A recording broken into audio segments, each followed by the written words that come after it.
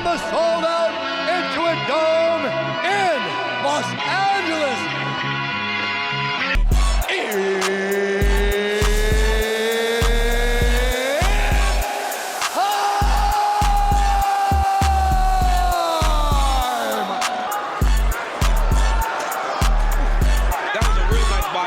Felt that. Good shot left, falls Hill. Oh, he stung him. These are the moments where Yuri Prochazka thrives. He thrives in these chaotic exchanges. That's it. Dean will do it. Yuri Prochazka. Whoa.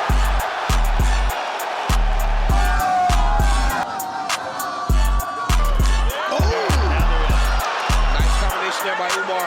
Pace of Marab is just something to behold. That's a problem for everybody in the world. The fact that he can just go so hard. Look at this.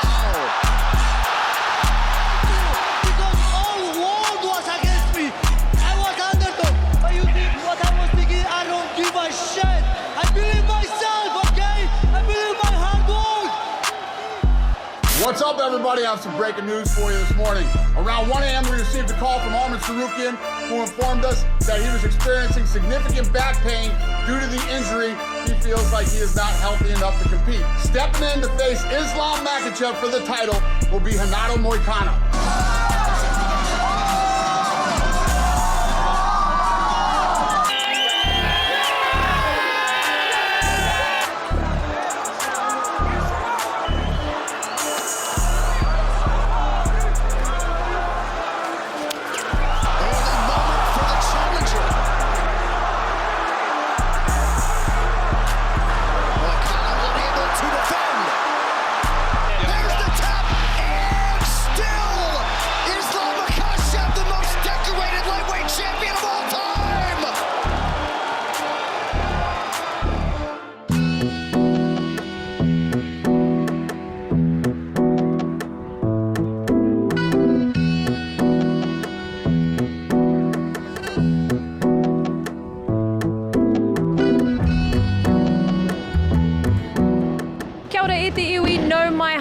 UFC on Sky, on location this week at City Kickboxing Gym, of course the home of my co-host here, Dan Hooker. Kia ora e hoa. Hey! Very hard to concentrate in here with all my friends trying to distract me. I feel like you're the one that gives the distractions. Let's be fair. Yeah. No, you're calling me out now. You're calling me out now. Now I'm just a prime target for some comeuppance, I think. Well, look, there's a reason we're here today. We're watching UFC 311 on the weekend, and then up pops a graphic of Dan Hooker officially going to be fighting Justin Gaethje on March the 8th. Yeah, well, on last week's show, I actually wasn't masking or lying about anything. I legitimately had no idea that the fight was going down. And then the next day after we shot the show, got a call from my manager saying that was the date that they were set on, 7 weeks' time. And so it all got locked in within the next 24 hours. So from the time of the show, 24 hours later, I got that Justin Gaethje fight locked in. But it's how can a fight, as a fight fan myself, how can you not get excited for that fight? You know, 5 rounds, co-main event. It's going to be a good time in Vegas. We had Justin Gaethje on the show last year. You talked to him. You said that you like the guy. So what are your thoughts now that you're going to be facing him? Yeah, of course I like the guy. Like, there's absolutely no animosity there. Like, I was over as a guest UFC fighter. So was Justin Gaethje. Like, we did a panel chat together on the bus there. He hung out with he was playing around with my daughter Zoe and my wife. He was talking to, and he's just a really nice guy. Like, there's no animosity there, but this is going to be one hell of a fight. It absolutely is. It promises fireworks indeed, and I know that the BMF title is not held by you or Justin, but it promises to have that caliber of type of fight. Oh, that's kind of what the UFC alluded to, that this is some kind of title eliminator. That's the only reason the UFC will make something a 5-round fight, is to eliminate you for a title. So it's get your hand raised in this fight. I know things at the top of the lightweight division are pretty messy, especially after Arman pulling out in the weekend. There's Charles Oliveira kind of waiting in the wings. Ilia Topuria might move up, so it's a lot going up in the air. But that's the beauty of having 2 titles in the same weight division. So whether it's the undisputed title or that BMF title, I'm taking this fight very seriously. And you talk about quite often about it's about what the fans want to see, what is going to make an exciting fight. And I think when you think about a title fight against Islam, you or Justin, in that position, obviously, I feel like it's a no-brainer. Just biased. Yeah, oh man, like the UFC just loves to have options. I've said this time and time again, like they'll never match a fight where it's lose-lose for them. Like obviously, whoever wins this fight is like probably the most exciting guy waiting in the wings. They love to have 2 or 3 guys that are potentially going for a title so they can kind of play them off against each other. It's what they like to do, but I'm happy to do it. You just have to be the cheapest guy to put your hand up.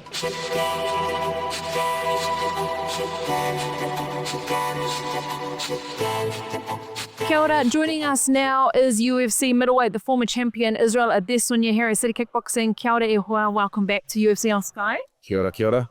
We know you've got this fight coming up, the beginning of February against Nasruddin Imavov. Talk to us about preparations for UFC Fight Night.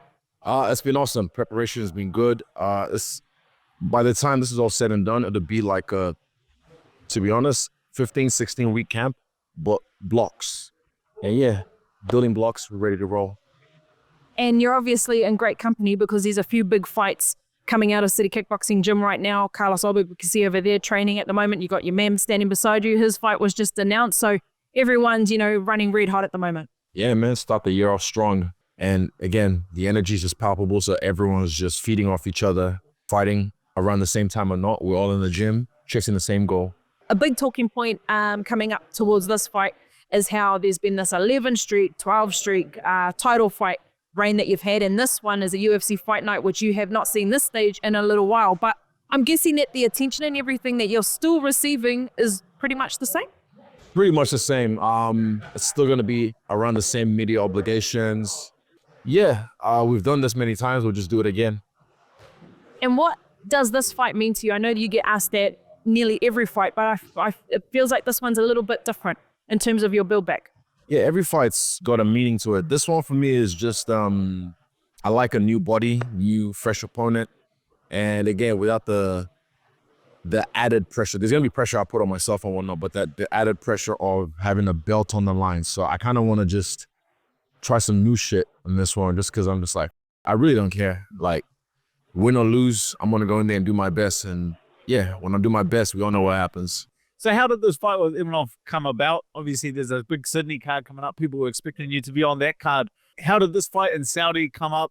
And then the second part of that, like, where do you find this fight gets you? There's obviously the title's on the line in Sydney.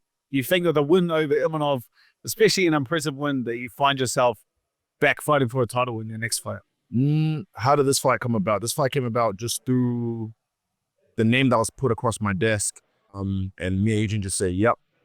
Sydney, I think they already had that locked in for a while. So, but I've already fought in Sydney. I'd like to fight in a new spot, new places. So Saudi, I've been to many times. I haven't fought there, and it'll be cool to tick that off the list.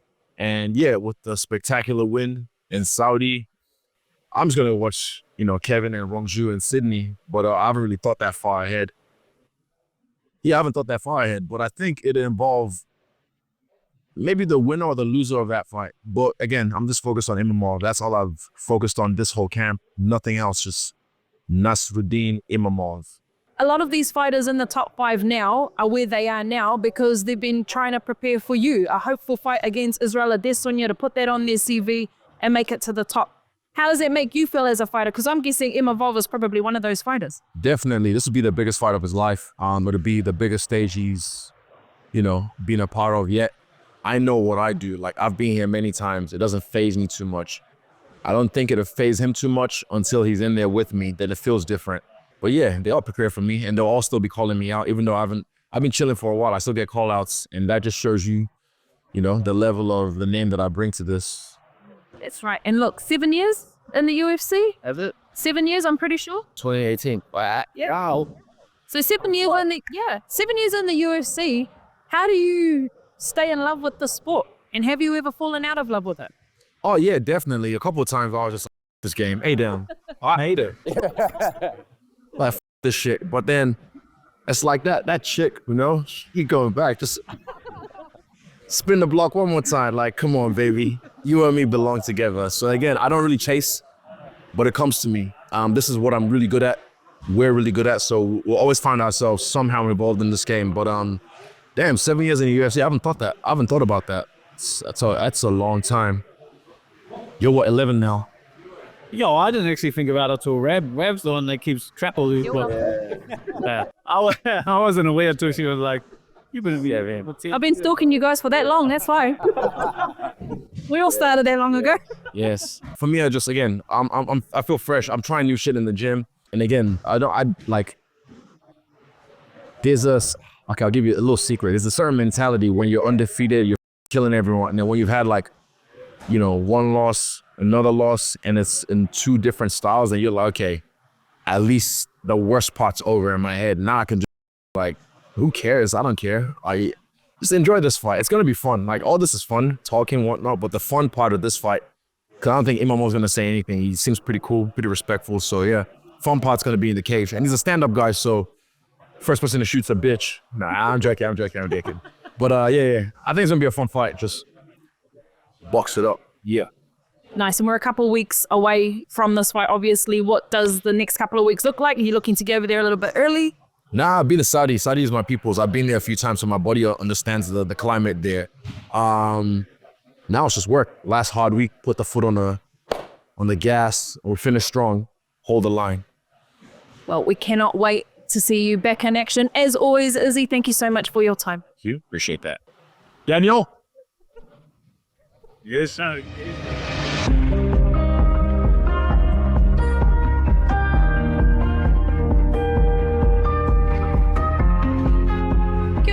We found this guy kicking around at CKB today, former featherweight champion Alexander Volkanovski. Kia ora, welcome back to Aotearoa. Yeah, it's good to be here. It's good to be back. It's been a while, so yeah, it's good to be here. Look, talk to us about coming to City Kickboxing and what you get out of training sessions here at this gym. Obviously we've been training with the guys and we know them well, so it's always good to see them, but look at the level of fighters that you have here that you get to train with and the knowledge that comes with it. So it's always good to catch up with the guys, but come in and get some good training. Nice. Now, usually when people come to this gym, they got something in the works. So state your business, Volk. No, to be honest, nothing's locked in. We've had rough dates, like sort of when we are going to be fighting. So that's good enough for me to, just sort of mentally prepare and just start working on things nice and early. So this is maybe a pre-camp camp. So I'm being honest, nothing's completely locked in. Do we have maybe a sort of date and where? Maybe. But whispers, but we don't know exactly what's happened just yet. Anything can happen, as you can see. His fight just got announced. Anything can happen. So may as well, I'm just going to make sure I stay ready. So the first cab off the rank coming up is obviously Israel Adesanya. Seen you get some work in with him yesterday. How do you feel like he's looking? Because he kicked my ass yesterday, so. Yeah, I was lucky enough that I was just doing one attack, one defend. So he was taking it easy. Otherwise, when it was my attack, I didn't even get close to him. So that's a pretty good sign, I guess. So I was like, let me at least get a leg kick or something in. So, yeah, he's looking good. Thinking about the UFC in your division at the moment, everyone's, pretty much up and about, versing each other. What's your thoughts on the state of the featherweight division at the moment? Oh, yeah, man, it's good. It's always been a deep division. You got Ilya, doing what he did to Max as well. And just now it's, he's talking about moving up and things like that. You've got guys like Lopez, you've got Mosva undefeated, and then you still got all these guys coming up as well. So there's plenty there. See, I want that Ilya rematch. I want that belt. If it's not that and it ends up being interim or whatever it is, there's at least some exciting fights there that I'll be happy with. But as long as for gold, I'm happy. Look, I posed this question to Israel because he's 7 years in the UFC this year. You've been in the UFC a while yourself. So how do you make sure that you still stay in love with a sport like mixed martial arts? I'm just still in love with the craft. Every time I'm there breaking down techniques and that, I could talk about it all day. But it's you don't really have to find things to stay motivated. Just be, if you're disciplined, you just, you get a date or whatever it is, and you just turn up and do what you got to do. So that's just how it all is. But how long have I been in the UFC? I don't even know. You were 10 years. Rev should know. She's the didn't do my research on that one. She's the keeper of numbers. Because I was there. Longer than Israel? I think so, because his first one was in Perth. I said 17. I think I was, You were there before him. 16 or 17. Anyway, yeah, there you go. I should probably know Ages. these things, yeah. You know? But yeah, long enough. Look, of course, we've also got UFC 312 in Sydney in the second week of February. Obviously, you're not on that card. There's no New Zealand fighters except for one New Zealand-based Kevin Jusay on there, which is pretty weird. Doesn't usually happen. Rong he's, Zhu is on he's standing there in the background. Rong Zhu, 2 names. There you go. First and last name. You're doing well. I think it's okay. But a host of Aussie fighters as well filling up that card. What does that say about the Aussie talent? Well, it does. It says there's a lot of them coming through because that's what it seems like right now. It's like, all right, we've got all the guys that have always been there, and all right, they've had their fights now. You know, because our market, the Aussie New Zealand market is thriving. You know, there's a lot happening. So I think they want to build up some of these guys that just come in from the contender series, maybe. So yeah, that's what it seems to be. Is I've got a couple of the new guys coming in, which are a lot of good fighters. So it's good to just even show the world the talent we have this side of the world. We've already showed it, but now the depth. Like, you know, we look at all these up and comers, first debuts we're going to have in there, and I reckon a lot of them are going to put on the show. So. It is weird. It is different. Like even a lot of the guys that I thought would be on the card weren't. They just got a lot of the newer guys. But that'll, it's going to be good as long as there's a lot of Aussie fighters or New Zealand based. We're happy enough. But yeah, it is a bit different, isn't it? But it's cool at the same time. Yeah, it does show the depth right now. Like it's weird how all them, but yet there's still a lot of them on there. It's like so it just shows you the depth we have this side of the world now. Absolutely, and of course we know that there's some big fights coming out of this gym in the near future. When are you hoping to get back into the octagon? Yeah, so like I said, nothing's completely locked in. He really doesn't. He knows. I can see. I see in the look in his eyes. Well, the thing is, yeah, like, mate, like, because I was talking there, you know, be ready for, you know, March, April. So, like, you know, when they're saying that, is they don't have an exact date. But I mean, I'd say in a couple of months, a few months. So, yeah, I think the April date does look good, but yeah, you never know. Well, we can't wait to see you back in action, Volk, but it's good to see you back here in New Zealand. Yeah, it's good to be here. Thank you.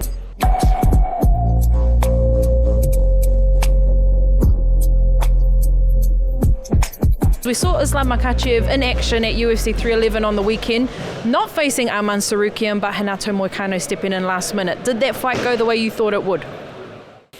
I thought it would be more competitive. I thought Islam would have the striking advantage. You know, it seemed like he got clipped, but it was just a slip once they broke it down and reviewed it at the end. But, you know, Moicano is a very experienced grappler. I felt like if he was able to dog it out and survive, like his chance was in the later rounds to kind of catch a submission. I didn't think at all he was going to knock him out or potentially beat him on the scorecards. I felt like in the later rounds catching a submission, but to see Islam dominate him, to dominate such an experienced and highly regarded grappler that easily was very impressive. What were your thoughts when you heard the news initially? Oh, surprise, because like that, it's just weird to me because that kind of injury, to get a back injury at that stage of camp, when you're doing your weight, like, it's like getting fired on your day off. You know what I mean? Like how'd you manage that, Cobb? You weren't even at work. Yeah, those are the times where you're supposed to be relaxing, toning it right, like right literally down. You're sitting in a bath. Like how you got? Like he must have. It must have been like a reoccurring injury throughout training camp. There must have been some kind of heads up. Obviously, Arman's corner was in the Moicano's corner as well. So you'd have to think that the head coach had some kind of anticipation that Arman had the potential to pull out. They both were training at the same gym, American top team. So you'd have to think that Moicano was semi-aware that he may have to step in for that title fight. Absolutely, and what an opportunity it was. You know, a few fighters always saying, you know, dare to be great, and that's exactly the opportunity he got given and took. But how hard is it to get back in that title talk when you're looking at someone like Arman Tsarukyan who had to pull out last minute like that? How tough will it be for him to work his way back in? Well, Dana White came out and said at the post-fight press conference that his next fight will not be a title fight. Like the UFC put so much into promoting an event, putting everything together, so to have you pull out the day of the weigh-ins is it's earth-shattering for them, and they don't put a lot of faith in you going forward, you know what I mean? So he's really going to have to go back and win one or potentially even two to get himself back in the title conversation. Yeah, and although we hope that he is okay, that means good news for someone like yourself. Yeah, if you can obviously, eliminate a number one. For the undisputed title, it'll potentially look like it's between the winner of me and Justin Gaethje and Charles Oliveira. Obviously, Charles Oliveira is like waiting there. Charles Oliveira in the past has turned down the Islam Makhachev fight before. He was offered that fight in Abu Dhabi, and he turned that fight down, and someone else kind of stepped up to the plate. So, yeah, I like my chances that getting my hand raised against Justin Gaethje, and my willingness, and the UFC knowing that look, the UFC know I take fights so quickly that they didn't even tell me about the Justin Gaethje fight. They told Justin Gaethje about the fight. Yeah, it seemed like they had quite a bit of notice, judging by his YouTube channel. He knew. But yeah, I think they told him a couple of weeks earlier than me. But I kind of take it as a compliment. It's like they knew I was going to say yes regardless. Talking about UFC 311 though, wanted to get your take on the Merab versus Umar fight, because that was pretty epic, with Merab just taking Umar into deep waters 5 rounds. What was that? I think he broke the record for the most amount of takedown attempts. And that's it. Like, especially with this the Dagestan style, they're obviously like a really close-knit team. They don't travel and they don't cross-train at a lot of other gyms around the world. It's because they like to keep the myth of their style as like this super unbeatable style, and so they try not to show. They try their very best, try not to show any kind of impregnability in their style. But we saw it against Merab, and that's you shoot takedowns on them, and they don't really. That kind of stuffs their, like they like guys to just back up and defend takedowns, because then that puts them in their wheelhouse. But a guy like Merab, who got in Umar's face, it kind of showed that there is a way to beat this style, and it's to not counter wrestle them, but it's to lead them with your wrestling. Absolutely, because to be able to do that in terms of your cardio, your fitness, to be able to take down takes an absolute workload, and we all know Merab's probably the best in the business when it comes to cardio, and was able to be able to do that to Umar. Yeah, and like the deck was stacked against him coming into that fight. Like his 4th fight in 11 months, he's been putting some work, making all this weight. He came out and said that he did have injuries. He had a big cut on his shin during the training camp. It got infected. He couldn't throw his right leg for a lot of his training camp. They did throw him into this fight, short notice. Especially for a champion, which I thought was a little bit weird. But to him to kind of face the music and be against all these odds and come out so successful was incredibly impressive. Absolutely, and it just leaves a big fat question mark as to who he will face next in the bantamweight division. It feels like he's pretty much cleaned up the top guys at the moment, and including, Umar, who moved up as well. Before we stop talking about UFC 311, we can see Carlos training over there with Eugene now. Obviously, there was a light heavyweight fight on that card. Yuri Prochazka up against Jamal Hill. Epic fight. Like, I was like, oh, this is up for fight of the night, and then Merab came and spoiled the party, I guess. But what do you think about that fight and where that leaves Carlos, perhaps, in terms of what he needs to prove for his fight? Yeah, well, I feel like especially for Carlos, that was one of the best case scenarios. Obviously, Jamal Hill's a huge name, so if he would have had able to get the win over Yuri, I feel like Jamal would have been front and center. Like the UFC like to have an American face of the company. They like to have American champions, because American champions sell pay-per-views in North America, which the UFC absolutely loves. But Yuri getting it done, and Yuri losing to Alex Pereira twice, it doesn't make a third potential fight that exciting. So I feel like if Ankalaev can get past Alex, then I feel like they're going to match Ankalaev versus Yuri. But I feel like if Alex gets his hand raised at UFC 313, I believe, then I feel like Carlos Ulberg will be next in line. Absolutely. So watch this space, Whānau. Carlos Ulberg will be in action March 23rd in London. Of course, we've got Israel Adesanya in action February the 2nd, Saudi Arabia. We've got this guy in action March the 8th in Las Vegas, and we're standing by. We're going to have some kind of graphic and write this all down. We need a calendar. Okay, I'm usually pretty good with the dates and the times and the da-da-da, but I think I'm doing all right for nothing at the moment. But Whānau, that is us for another week of UFC on Sky. Thank you so much to Dan and the team for allowing us to be here in the gym today. We will put up that graphic for you, so you will know when all our boys are in action. Thank you for joining us. Mā te wā.